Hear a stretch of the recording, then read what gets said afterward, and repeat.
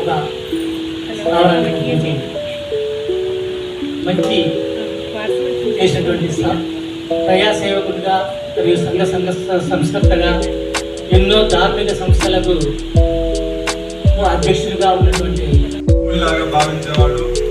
నిజానికి సార్ వాళ్ళ ఇంటికి నేను సిరివెల్లకు ఎన్నోసార్లు కూడా వెళ్ళడం జరిగింది, వాళ్ళు ఫోన్ చేయడం కూడా జరిగింది. అలా ఖమ్మంలో అయినటువంటి ఆనంద్ సార్ కానీ, గోపాల్ కానీ, కర్నూలులో ఉన్నటువంటి సురేష్ కానీ, ముఖ్యంగా వాళ్ళ ఫ్యామిలీ ఫ్రెండ్స్ వాళ్ళందరూ కూడా నాకు చాలా ఆత్మీయులు. నాకు సారు నిజంగా ఒక మార్గదర్శకంగా ఉంటూ ఎన్నో విధాలుగా పాఠశాల అభివృద్ధి కూడా అక్కడ మందులలో చాలా సంవత్సరాలు పనిచేయడం. కాబట్టి మరి ఉపాధ్యాయులకు ముఖ్యంగా సంపాదన అనేది పక్కన పెడితే ఆ ప్రొఫెషన్లో అత్యంత తృప్తికరమైన జీవితం అని మేము భావిస్తున్నాం.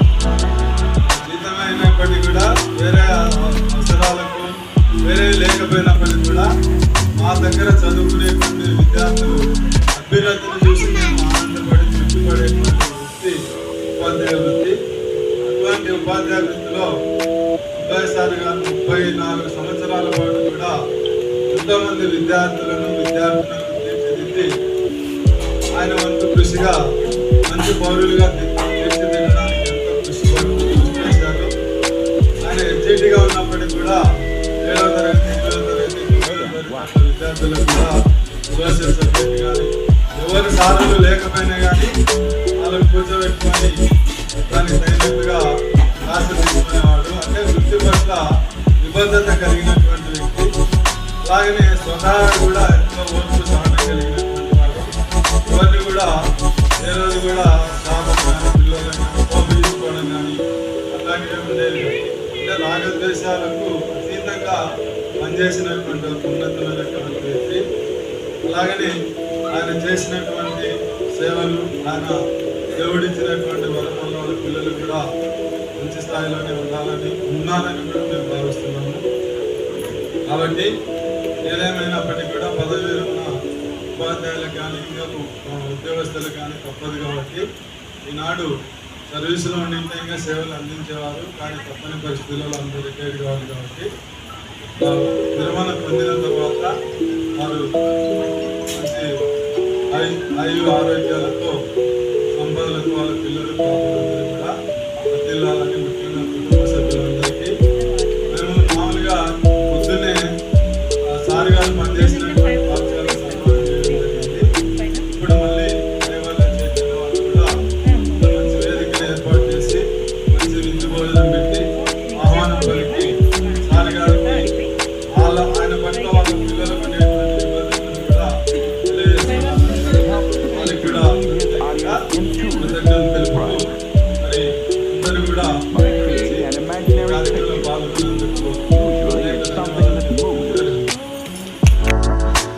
అందరికీ నమస్కారాలు.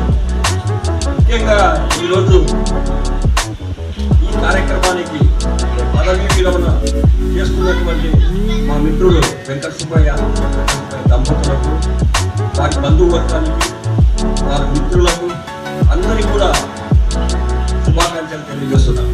శుభాకాంక్షలు ఎందుకు తెలియజేస్తున్నాం అని చెప్తే, మామూలుగా మనిషి జీవితంలో ఉద్యోగం రావడము ఏ విధమైన సహజమో, ఉద్యోగము పదవీ విరమణ చేయడం కూడా సహజమైనది. అంటే లైఫ్ ఎంజాయ్ చెయ్యి అని చెప్పడం. ఇన్ని రోజులు నువ్వు కష్టపడినావు, ఇక మీదట చాలా సంతోషంగా హ్యాపీగా ఉండు అని అర్థం. మనిషి ఆ రోజు ఆలోచనలలో 60 సంవత్సరాలకు, అంటే 58 నుంచి 60 సంవత్సరాలకు వయస్సు రీత్యా అన్ని పనులు చేసే పరిస్థితి ఉండదు. కాబట్టి ఆ రిటైర్మెంట్ లైఫ్ అనేది 58-60 సంవత్సరాల సందర్భంగా జరిగింది. తర్వాత రాజకీయ నాయకుల యొక్క అవసరాల దృష్ట్యా 58 నుంచి 60కి, 60 నుంచి 62కు జరగడం జరిగింది. మా మిత్రుడు మిత్రు స్వభావి వివాదానికి చాలా దూరం ఉంటుంటాడు. అలాంటి వాళ్ళు ఎప్పుడు బాగుంటారు. అది అతిశయోక్తి అయితే కాదు, ఎప్పుడు కూడా బాగుంటారు. ఎప్పుడైతే వివాదానికి దూరంగా ఉంటారో వారు తప్పనిసరిగా కూడా ఏ సమస్య వచ్చినా కూడా హ్యాపీగా సాల్వ్ చేసుకుంటారు. తర్వాత ఈ 34 ఏంటంటే వేరే వాళ్ళు వేరేమో కానీ ఈ టీచర్స్ అంటే ఉపాధ్యాయులు ఎంతో అంటే సమాజంలో ఎంతో ఉన్నతమైన స్థానంలో ఉంటారు. ఏమిటి దీనికి కారణం అంటే విద్యార్థుల యొక్క మనస్సులో వారి అంటే ఎందుకు అంటే వారు మంచి ఉపాధ్యాయులు అయితే తప్పనిసరిగా కూడా వారి మనస్సులో ఉంటారు. వారు ఎంతో మందికి మార్గదర్శకం చేస్తారు. వేరే వారికి అవకాశం ఉండదు. చాలా మంది గవర్నమెంట్ ఎంప్లాయీస్ ఉంటారు, కానీ ఉపాధ్యాయులు ఉన్నటువంటి ఈ యొక్క అవకాశము ఎవరి కాదు, మేము చిన్నప్పుడు మేము చదువుకునేటప్పుడు మాకు లెక్కల టీచరు శివారెడ్డి సార్ అని అంటారు. మేమైతే చదువుకునేటప్పుడు ఎంతో జాలీగా ఉంటూ చదువుకుంటూ వస్తున్నాం. ఎంతో మంది టీచర్స్ మాకు పనిచేయడం అనేది జరిగింది. కానీ శివారెడ్డి సార్ను చూస్తే ఎందుకో కానీ మనసులోంచి ఇంత నమస్కారం పెట్టడం ఎక్కడన్నా కూడా ఎందుకో ఆయన చూస్తేనే మర్యాద ఇవ్వాల్సి. అలాంటి మన్ననలు పొందేదానికి అవకాశం ఉంది. ఎప్పుడు మన్ననలు పొందుతారంటే విద్యార్థులలో అనేకంగా మీరు మార్గదర్శకం చేసే పరిస్థితి ఉంటే డెఫినెట్ మిమ్మల్ని మాత్రం ఎటువంటి పరిస్థితుల్లో మర్చిపోలేదు. మనం అంటే నువ్వు చదువు చెప్పిన విద్యార్థులలో ఏ స్థాయిలో ఉండొచ్చు, కలెక్టర్లు కావచ్చు, సీఎంలు కావచ్చు, ప్రైమ్ మినిస్టర్స్ కావచ్చు. మీరు చూసింటారు మోడీ గారు ఎప్పుడో వారికి చిన్నప్పుడు చదువు చెప్పినట్టు వాళ్ళని కూడా గుర్తు పెట్టుకుని ఆయనకి సన్మానం చేయడం జరిగింది. అట్లా ఎంతో మంది మనం చూస్తున్నాం. రాజశేఖర రెడ్డి గారు ఎన్నోసార్లు వాళ్ళ గురువులకు సన్మానం చేయడము, వాళ్ళకి నమస్కారం చేయడము అవన్నీ జరిగింది. అంటే ఎంత ఉన్నతంగా ఉన్నా కూడా మనం సరైన మార్గదర్శనము విద్యార్థుల్లోకి చూపించినామంటే తప్పనిసరిగా కూడా వాళ్ళ మన్ననలు పొందుతాము. ఇంకా తర్వాత వచ్చేసి మన లైఫ్ ఏమి మనం పనిచేసినా ఏం చేసినా కూడా మనం ఈ 34 సంవత్సరాల్లో గవర్నమెంట్ దగ్గర నుంచి జీతము తీసుకుంటూ మన బాధ్యతను ఈరోజు వెంకట సుబ్బయ్య మామయ్య గారు అంటే మామయ్య గారు మీరంట బంధుమిత్రులు ఆత్మీయులు. మేము కొత్తగా పుట్టిన కోడలు హర్షిత తరపు బంధువులము. మాకు గత 2 ఏళ్ళుగానే మామయ్య గారు తన ఉద్యోగరీత్యా ఎలా ఉంటారో మాకు తెలియదు, కానీ వాస్తవాన్ని చెప్పాలంటే ఈ 2 ఏళ్ల బంధంలో మామయ్య గారిలో గమనించింది మీరంతా చెప్పినట్టు మితభాషి, మృదుభావం కలిగిన వారు. ఏదైనా సరే తన తల్లిగారు లేకుండా అటువంటి పద్ధతులలో మేము తనకి ఇంటికి వచ్చినప్పుడు ఏదైనా ఎక్కువ తక్కువ చేసినా కూడా మామయ్య గారు ఎంతో పెద్ద మనసుతో మమ్మల్ని కానీ తన కోడల్ని కానీ ఎంతో ఆత్మీయంగా చూసుకునేవారు. మేము అంతా కోరుకునేది ఏంటంటే మామయ్య ఈ రోజులు తన కొడుకును తన బిడ్డని ఎలాగైతే పైకి తీసుకొని వచ్చి ఎన్నో బాధ్యతలతో ఎంతో బిజీగా ఉన్నారు. ఇప్పుడు నేను మామయ్య వాళ్ళు మీరందరూ పెద్దలు చెప్పినట్టు దేవుడు ఇలాగే వాళ్ళకి ఆయుర్యారోగ్యాలని, ఐశ్వర్యాన్ని, అలాగే వంశోద్ధారం ఇచ్చాడు. మళ్ళీ ఇంకో వంశోద్ధారాన్ని కూడా ఇచ్చి తనని తృప్తిపరచాలని చెప్పి ఇప్పుడు రిటైర్మెంట్ నాకు తెలిసి మామయ్యతో పాటు అత్తమ్మ కూడా ఖచ్చితంగా దొరుకుతుంది. ఎందుకంటే కనిపించని బాధ్యత అత్తమ్మ ఇద్దరికి ఈరోజు చేశారు. ఎందుకంటే మామయ్య పొద్దున్నే వెళ్ళాలంటే స్కూల్కి, అత్తమ్మ కూడా పొద్దున్నే లేచి పూజా కార్యక్రమాలు తీసుకొని తనకి టిఫిన్ బాక్స్ పెట్టాలి, లంచ్ చేయాలి. అత్తమ్మ కూడా ఇప్పటి నుంచి రిటైర్మెంట్ తీసుకున్నట్టే నా దృష్టిలో. అందులో గొడవ కూడా వచ్చేసింది కాబట్టి ఇంకా పూర్తిగా రిటైర్మెంట్ దొరికినట్టే వారికి. నాకు తెలిసి దేవుడు ఈ 60 సంవత్సరాల తర్వాత ఇంకో 60 సంవత్సరాలు ఎలాగైతే జేజే వాళ్ళు తన మునిమన్మని చూశారో నా కోరిక ఏంటంటే వెంకట సుబ్బయ్య గారు కూడా తన మునిమన్మని చూసేంత వరకు దేవుడు ఆయురారోగ్యాలని, ఐశ్వర్యాలని ఇవ్వాలని మనస్ఫూర్తిగా ఈరోజు వెంకట సుబ్బయ్య మేమైతే అక్క అంటాం. ఎందుకంటే వెంకట సుబ్బయ్య నాకు వచ్చి కొడుకు అవుతాడు కాబట్టి ఆమె వదిన నేను పిన్ని నేను కొడాలి అంటాను కాబట్టి అక్క అని పిలుస్తాను. ఇద్దరికి రిటైర్మెంట్ శుభాకాంక్షలు. నిజంగా ఎవరికి తోచిన పద్ధతిలో వాళ్ళు చెప్పినట్టు మా ఆనందవుడిగా తనను పైకి ఇచ్చేసరికి ఆ యోగా మాస్టర్ కాబట్టి ఆరోగ్యం గురించి అది ఆటోమేటిక్గా చెప్పారు. అంటే ఇప్పుడు కొడుకు నేను ఒకటే చెప్తున్నా, ఎందుకంటే కూతురు కొడుకు అందరూ బాధ్యతలు ఇచ్చి మీరు ఉన్నారు కాబట్టి ఈ రిటైర్మెంట్ జీవితాన్ని సేవా కార్యక్రమాల వైపు మళ్లించాలని చెప్పి నేను ఈ సందర్భంగా కోరుతున్నాను. ఎందుకంటే ఇప్పటి వరకు ఎవరమైనా కానీ మన పిల్లలు సెటిల్ అయ్యేంత వరకు వాళ్ళ జీవితాలు, వాళ్ళ పెళ్లిళ్ళు, వాళ్ళ చదువులు, పిల్లలు అన్ని ఏవో ఒక బాధ్యతల మీద నడవడమే కాకుండా ప్లస్ ఉద్యోగరీత్యా అతనికి ఒక కమిట్మెంట్ ఉంటుంది. అందులో ఈయన కూడా ఆ ఉద్యోగాన్ని ఏదో దొంగెత్తులేసి తప్పించుకుంటున్నటువంటి అలా కాదు, ఆయన కమిట్మెంట్ గా చేసే వ్యక్తి. నాకు తెలిసినంతలో ఎక్కడ సుబ్బారావు గురించి కూడా ఒక ప్రత్యేకత ఏమంటే చాలా సంవత్సరాలు ప్రభుత్వం ఇచ్చిన లీవ్స్ కూడా పూర్తిగా ఉపయోగించుకొని కమిట్మెంట్ ఉన్న ఉద్యోగస్తులు. అంటే ప్రభుత్వం ఇచ్చే లీవ్స్ ఎందుకంటే మనకు అవసరమైతేనే ఉపయోగించుకోమన్నారు, కానీ అవసరం లేకుండా లీవ్ పెట్టమని చెప్పలేదు. కాబట్టి ఆ విధంగా ఉపయోగించుకోకుండా ఉన్నాడని చెప్పి కూడా చాలా సందర్భాల్లో ఆనంద్ నాకు చాలాసార్లు చెప్పాడు.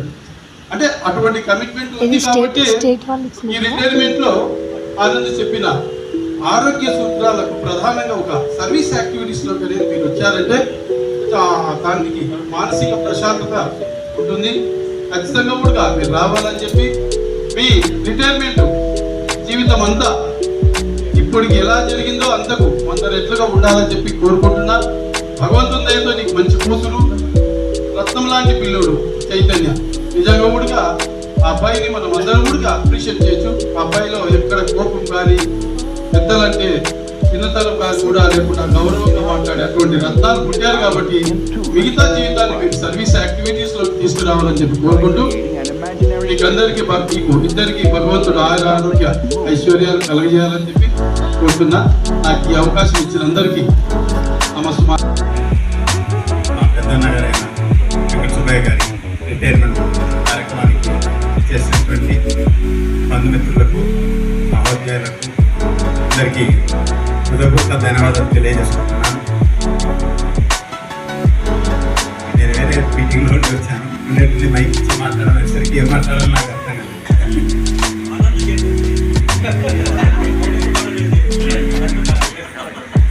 విషయం ఏంటంటే సంతానం తెలుసుకోవాల్సిన విషయం, ప్రతి తల్లిదండ్రులు 25 సంవత్సరాల వయసు వచ్చేంత వరకు విద్యాభ్యాసంలో ఉద్యోగం పెట్టలో వాళ్ళ జీవితాన్ని కొనసాగిస్తారు. 25 సంవత్సరాల తర్వాత పెళ్లి చేసుకున్న తర్వాత కుటుంబ బాధ్యతలతో సతమతమవుతూ ఉంటారు.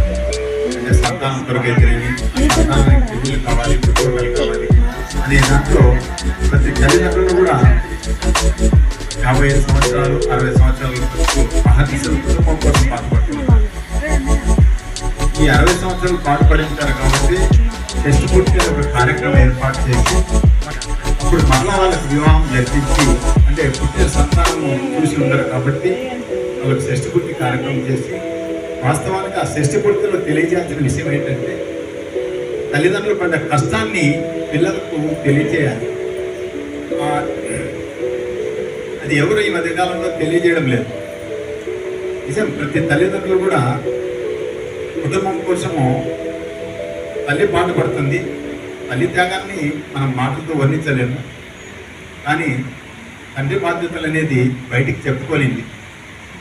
ఒదికు కుటుంబాన్ని చూసుకోవాలి, సమాజంలో గౌరవ మర్యాదలతో ఎదగాలి. ఇవన్నీ చాలా కష్టమైన పని. కానీ వాటినన్నిటిని దాటి బయటకు వచ్చిన తర్వాత అన్నీ బాగున్నాయి. ఇప్పుడు వేనన్నా చెప్పినట్టు అన్నీ బాగున్నాయి. ఆ సమయంలోనే జాగ్రత్తగా ఉండాలి. ఈ మధ్యకాలంలో ప్రతి ఒక్కరు 25 సంవత్సరాల వరకు చదవడం సరిపోయింది. 55-60 సంవత్సరాల వరకు పిల్లలకు ఉద్యోగాల కోసము వాళ్ళ పిల్లలకు సరిపోతుంది.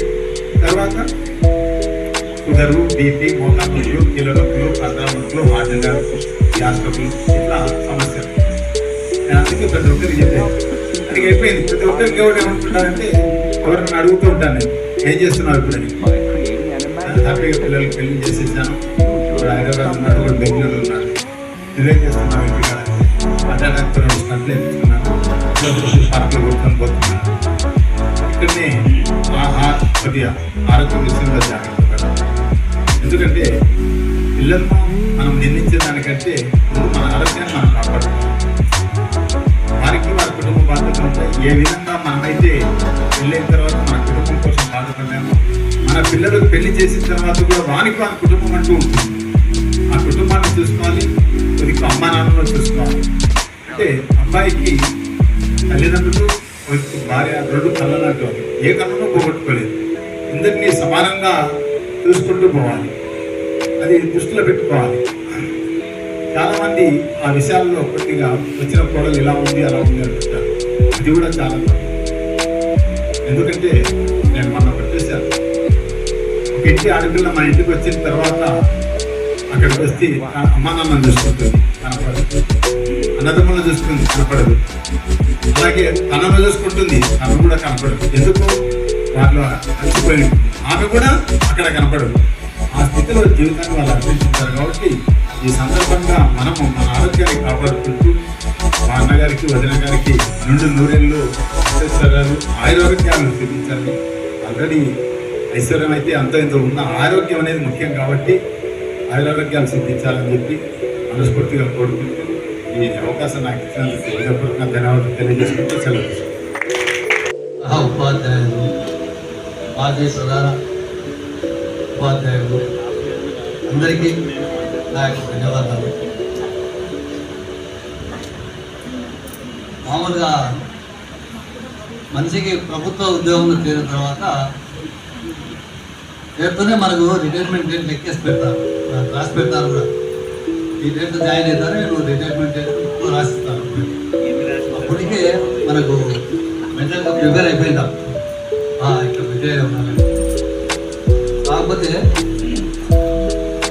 నాకు నేను ఉద్యోగం రావడానికి నా ప్రయత్నాలు అంటే నేను ఏ విధంగా పెరిగినాను, ఎట్లా ఈ యొక్క స్థానం నిలబడగలిగాను అనే రెండు మాటలు చెప్తాను.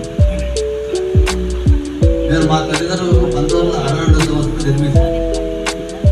ఎక్కువ భాగం నేను మా తల్లిదండ్రుల దగ్గర పెరిగింది తక్కువే, ఒక 5 అంటే నాకు జ్ఞాపకం వచ్చే వరకు మా తల్లిదండ్రులు పెరిగాను. తర్వాత మరి మా తాతగారి కూడా ఎక్కువ పెరిగింది. అంటే మా అమ్మమ్మ గారు మా తాతయ్య గారి ఇంట్లో ఎక్కువ నేను అక్కడ తిరగడము, చదువు కూడా అక్కడే చేసుకోవడం జరిగింది. అంటే ఎక్కువ భాగం ఎందుకో రాలేదు, మా మేనమామ పిల్లలు రాలేదు. అంటే అటువైపే ఎక్కువ నా యొక్క జీవన ప్రయాణం సాగింది. అందేవాళ్ళ వంశస్థుల్లో చాలా తక్కువ. నా పెళ్ళి అయిన తర్వాతనే మా ఇంట్లో కుటుంబంలో జీవిస్తూ వచ్చిన నేను 1977 సంవత్సరంలో నా యొక్క ఎస్ఎస్సి అంటే 10th క్లాస్ అయిపోయింది.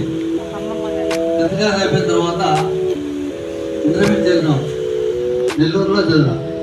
ఇంటర్మీడియట్ చదివిన తర్వాత డిగ్రీ చదివా. డిగ్రీ ఇంటర్మీడియట్ ఫెయిల్ అయినా 2 సంవత్సరాలు కాలేజీ అయిపోయింది. తర్వాత ఆంధ్రగఢ్లో కాలేజీ ఏర్పాటు చేయడంతో మా తల్లిగారు అప్పుడు మేము మా తల్లిగారు వాళ్ళ తండ్రి నుంచి విడిపోవడం జరిగింది. అంటే బాగా పరిష్కారం చేసుకొని బయటకు వచ్చాం. అంటే ఇంట్లో నేను పెద్దవాడిని అప్పుడే, మిగతా వాళ్ళందరూ కూడా మా తమ్ముళ్ళు అందరూ చిన్నపిల్లలు. అప్పుడు మేము చాలా కష్టాలు ఎదుర్కొన్నాం, చాలా రిస్క్ చేసుకున్నాం. అంటే ఆ కాలంలో 4 సంతానాలు 5 మంది సంతానాలు చేసుకొని మా ఫాదర్ బయటకు, మా గ్రాండ్ ఫాదర్. అప్పుడు ఆ కష్టం అనేది కూడా మేము చాలా చూస్తాం. నాకు చదువు మీద పెద్ద శ్రద్ధ లేదప్పుడు. ఒకరోజు మా ఫాదరు పొలం బిచ్చుకుపోయాడు. పొలం బిచ్చుకుపోయి పొలానికి నీళ్లు కట్టుకుంటే నీళ్ళు రాలేదని చెప్పి కాలువ వెంబడి ట్రాక్టర్ మీద తీసుకుపోయాడు.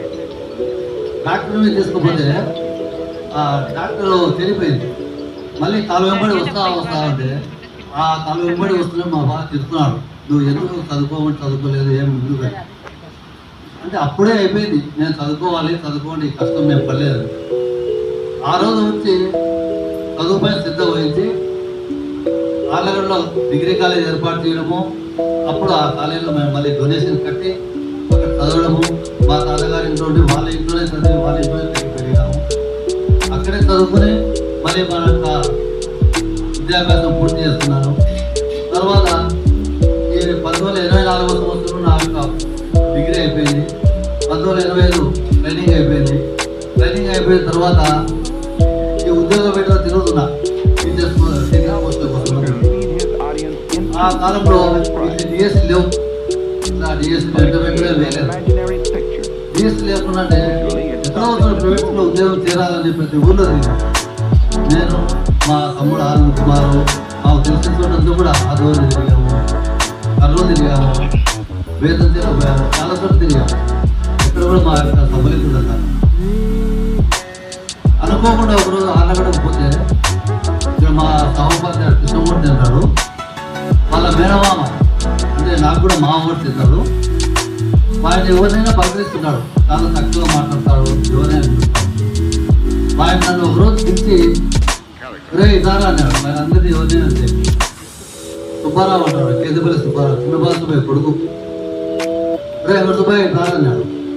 అంటే ఏం మామ అని, ఏం రా ఎక్కడైనా చేరు రావాలి అంటే ఎక్కడ చేరలేదు మామ చూస్తున్నారు, చేరు రావాలి అంటే నువ్వు ఎక్కడ చేర్పిస్తా అంటే చేరుతా అని. అంటే డబ్బులు కట్టాలి, సరే కడతామేమో. సరే ఇంటికి వచ్చేసిన తర్వాత ఆయన మళ్ళీ ఒక మనిషితో చెప్పి డబ్బులు చార్జీలో గుర్తు పంపించాడు, మోహన్ రావు కొడుకు అమ్మ అని చెప్పి వస్తే అప్పుడు వాళ్ళ అంగట్లో కూర్చొని మా కృష్ణమూర్తి సార్ వాళ్ళ అంగట్లో కూర్చొని అక్కడ డబ్బు కట్టాలని తీర్మానం చేసుకొని మాట్లాడుకొని చేద్దాం. అంటే ఈరోజు ఆ స్థానంలో ఉన్నానంటే మండలంలో గ్రామంలో నివసిస్తున్నా అంటే అతని తల వల్లే, ఆ యొక్క సుబ్బారావు గారి మా పుణ్యం వల్లే ఈరోజు ఇక్కడ ఉన్నాను. అప్పుడు మాకు చాలా కష్టం ఉన్నది, మా ఫ్యామిలీ చాలా రిస్క్లో ఉన్నాం. మేము పేరుకేమో కండే వాళ్ళంటే గొప్ప వాళ్ళే, కానీ కండే మోహన్ రావు ఫ్యామిలీ మాత్రం చాలా క్లిష్ట పరిస్థితులు, చాలా కష్టాలు ఎదుర్కొన్నాం. చాలా ఏమంటే బయటికి మాత్రం మేము బాగానే ఉంటాము, ఇప్పుడు కూడా బాగానే ఉంటాము. ఆ రోజు నాకు డబ్బు కట్టాలని డబ్బు లేదు, కొద్దిగా పెళ్ళి అయిపోయింది, ఒకరోజు పిల్లలు పుట్టాడు. నా కొడుకు పుట్టిన తర్వాత నాకు ఈ ఉద్యోగం రావడంతో డబ్బులు కావాలంటే మా దగ్గర డబ్బు లేదు. అప్పుడు మా కన్నేకుండే కొడుకు శ్యామసుందర్ అంటే ఇక్కడే ఉన్నాడు. మాకు ఎక్కువ ఎక్కంటే మా ఫ్యామిలీకి, మా కన్నేకుండే మా దేశనారాయణ ఫ్యామిలీకి ఎక్కువ మాకు తెలియదు. మామూలుగా మొదటి పిల్ల పుట్టివాడు, ఎందుకంటే వాళ్ళ పిల్లలు మేము అంతా ఒక వయసు వాళ్ళు అంటే 2 ఏళ్ళు 4 ఏళ్ళు ఒక్కొక్కరు వ్యత్యాసం ఉంది కాబట్టి ఒక ఫ్యామిలీ పర్సన్స్ పెడుతుంటాం ఏదైనా అని. అప్పుడు మా తమ్ముడు ఆనందం పోయి 40,000 రూపాయలు డబ్బు కావాలంటే వెంటనే 20,000 రూపాయలు తీసుకొచ్చి ఆ డబ్బు తీసుకొని పోయి సుబ్బారావు అంగంట కూర్చొని సార్ అంగంట కూర్చొని ఆ డబ్బులు నాలుగు ఇచ్చేసి అక్కడ ఉద్యోగం పెట్టాం. అయినప్పటికీ మేము ఫ్యామిలీలో అప్పుడు ఏం మాకు అనుమతించలేము. ఆ విధంగా మా సంతానం బాగా మేము అంటే చెప్పాలంటే నేను చాలా రిస్క్ ఫేస్ చేశాను. నేను ఉద్యోగ ఈ ప్రస్థానంలో చాలా రిస్క్ ఫేస్. అదే అతను మాకు డబ్బు ఇవ్వకపోతే చేరుకున్నా చేరకూడదు.